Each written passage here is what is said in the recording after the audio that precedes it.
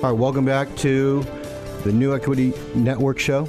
I'm Michael Yorba, brought to you by Viral Network. Now, David's got a remarkable company. It's called Viral Network, Inc., and they have an amazing client base. They work with publicly traded companies, and they get the message out about these companies so that they can bring all of their messages to a huge plethora of investors, and I'm going to have him back me up on this, but I saw like 6 million investors that are a part of their database, and their focus is all-encompassing. They do all of the email campaigns, they do social SEO, search engine optimization, but they're more in-depth than that. They have an entire team of experts that are at their disposal that bring out the internal message of everybody that's on the show can use this product.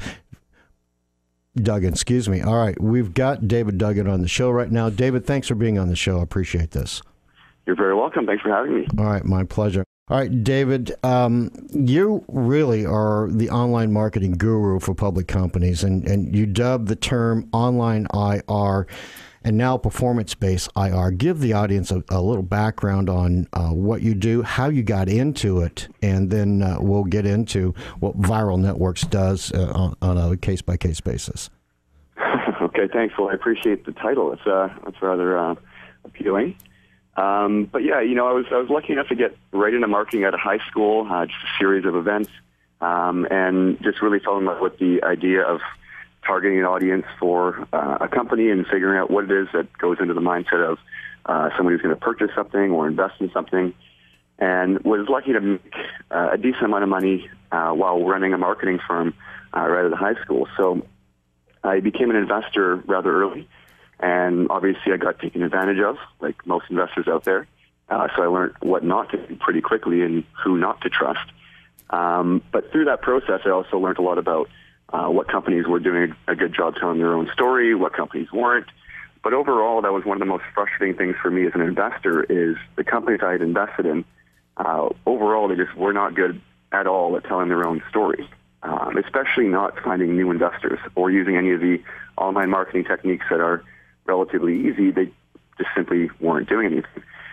So as a young investor and a consultant and a shareholder of multiple public companies, I initially just started to consult for these companies and give them advice.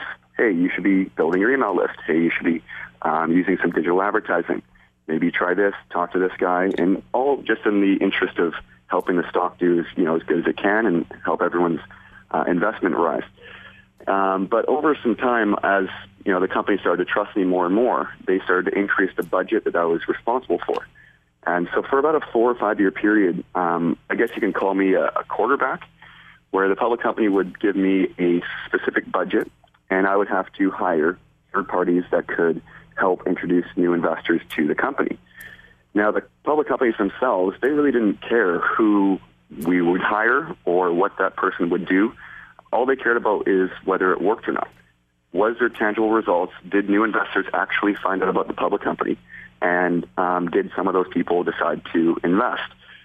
So that really put the whole performance-based marketing idea in my head, is the effort, the smoke and mirrors, the effort and all that stuff, it doesn't matter. All that matters is whether it works or not. So it put me in a very unique position, dealing with very large marketing budgets and knowing that my interest was as a shareholder, not as a service provider. So my goal was to make the budget go as far as possible and use only the services that were actually the most useful. And so that taught me a lot, who to work with, who not to work with. Unfortunately, the marketing and investor relations space as a whole is shrouded in, a bunch of smoke and mirrors. It's a bunch of great salespeople. And overall, the model is somewhat upside down because people are charging for the effort of marketing rather than the result. So it was a difficult environment to navigate. But over the course of the 4 or 5 years, through trial and error, I was able to put a pretty good team together. And the lessons learned from that whole process is what eventually I ended up putting together here in the company called Viral Network, Inc., which I founded 4.5 years ago. Now, I'm sorry, go ahead. I was just going to finish off all with the premise of being performance-based online investor relations. That's exactly where I was going to go.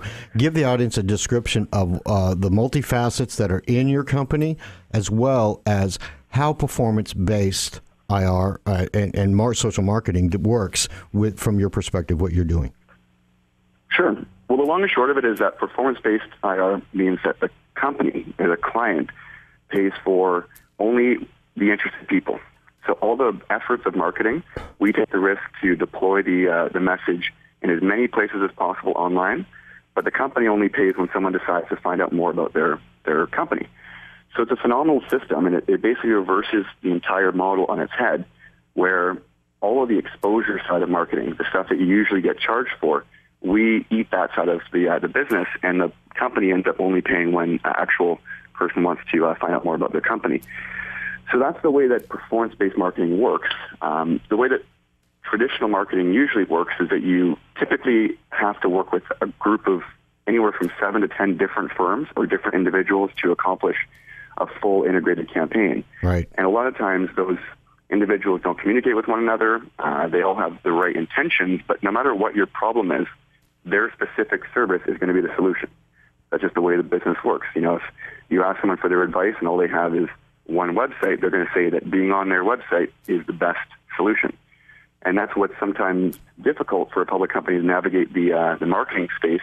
Is there's all these people that are experts in their specific niches, but very few people have an understanding of what it takes to go from A all the way to Z in terms of introducing a new story, going through the sales cycle with someone, and then actually converting someone as a lead who eventually then becomes an investor. So for us to be able to go end-to-end like that, we had to internalize a very robust team. We've got about 15 or 16 full-time online marketing specialists, as well as 2 very powerful softwares that power most of this and give us almost a Big Brother-esque approach to purchasing media, understanding big data as to where to place advertisements, and also the analytics that goes into optimizing for conversion. So there's no point in telling the story unless you're focusing on getting people to convert in one way or another. So that's what we've had to do in-house, and it's allowed us to make a lot more big picture decisions from an unbiased stance. Because even though we have a lot of abilities in-house, we don't rely on one simple brand to do all the marketing. We will put our clients on every brand that's relevant. So if it's a typical public company, we'll make sure they get on all the big financial websites. Yahoo Finance, Kitco, if they're a resource company, they'll be on Google Finance, on Investopedia, etc.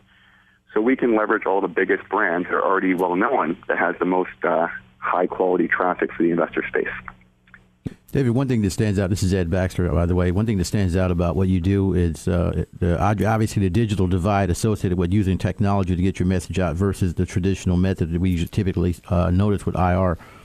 I would ask the question, though, in looking at, would you compare yourself to, say, what used to be an older broadcaster, but what essentially having a Nielsen box on every person that you talk to? Because that's what it looks like. It looks like you guys do the broadcasting process, but at the same token, though, you actually have little control over the participant.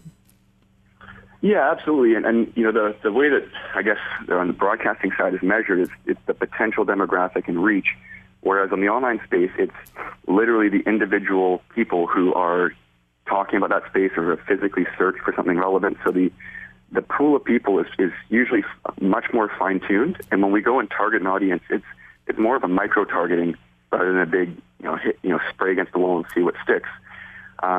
So in a sense, yeah, the targeting initiative is very very focused.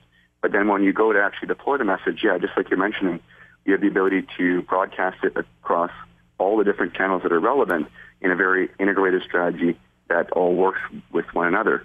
And that could, for a specific client, that might mean that they're on a total of 500 different websites. For a different company, that might mean they're only on 20. In specific cases, if a company is in a specific sector and they want to make sure that they show up at the top of search results on Google, then we can make that happen. So if someone that searches for a comparable company, we want to make sure they're at the top of that search. So there's a lot of different strategies that can be utilized, and that's what makes having them all under one roof so powerful, is that we don't care which one works at whatever specific time. It's just whatever produces the best results for the client and gets them the most amount of investor traffic to the website is what we go with. Okay. David, we're going to need to take a break here, but before we go, please, contact information for you, because everybody listening to the show and everybody that's been on the show and looks to be on the show has definitely got to get in contact with you. They need your services. So please tell us how to reach you. Absolutely. The easiest way to get an overview of what we're discussing is to go to the website, which is www.viralnetworkinc.com. And if you want a specific overview of what we're discussing, you can go /online IR, and there's an overview of what we're talking about now. Phone number would be 604-999-6566. Perfect. All right. David, thanks for being the guest. We'll be right back with you on the other side of this break, and we're going to drill down into some of the success stories and how you've been able to accomplish some huge things in a symphony fashion. All right? We'll be right back with David Duggan.